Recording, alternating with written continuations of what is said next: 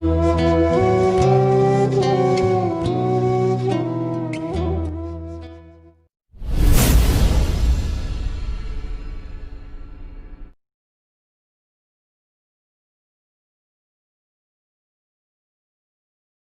bagaimana hukumnya apabila menikah tanpa wali dari ayah kandungnya karena ayahnya sudah meninggalkan dia sejak kecil tapi masih ada sampai sekarang, cuman tidak mau untuk menjadi wali, apakah diperbolehkan dengan wali hakim?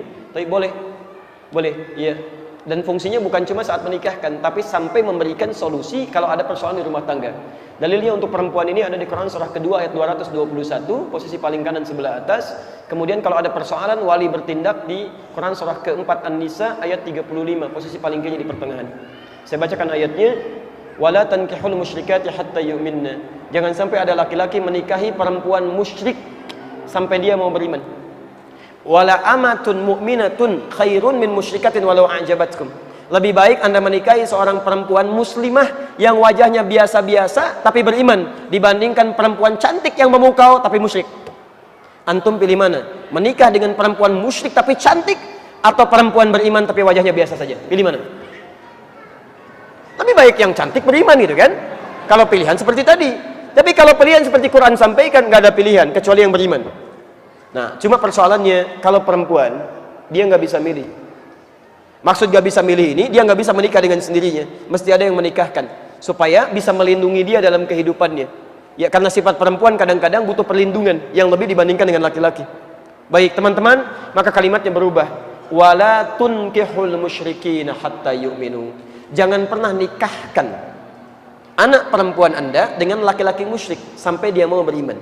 Jangan pernah nikahkan. Dari redaksi ini kata para ulama disepakati bahwa harus ada fungsi wali bagi perempuan ketika dia mau menikah.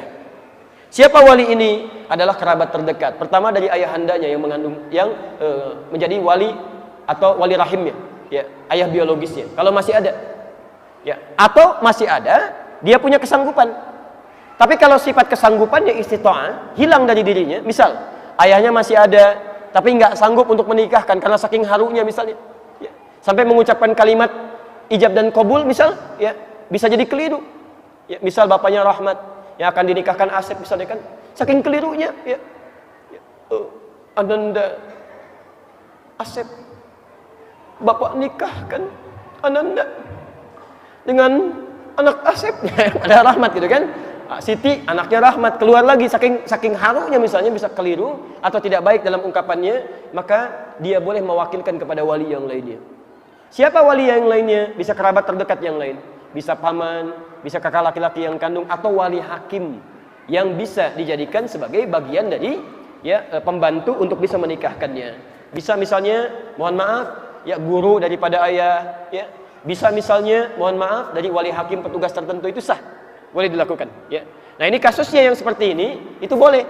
Jadi kalau sifatnya sudah masuk kepada waktu pernikahannya, kemudian ayahnya merasa tidak mau, ada tanggung jawab dari sejak kecilnya, sudah meninggalkannya, dan ayahnya berdosa dengan itu, sepanjang dia tidak mau bertobat kepada Allah Subhanahu wa Ta'ala.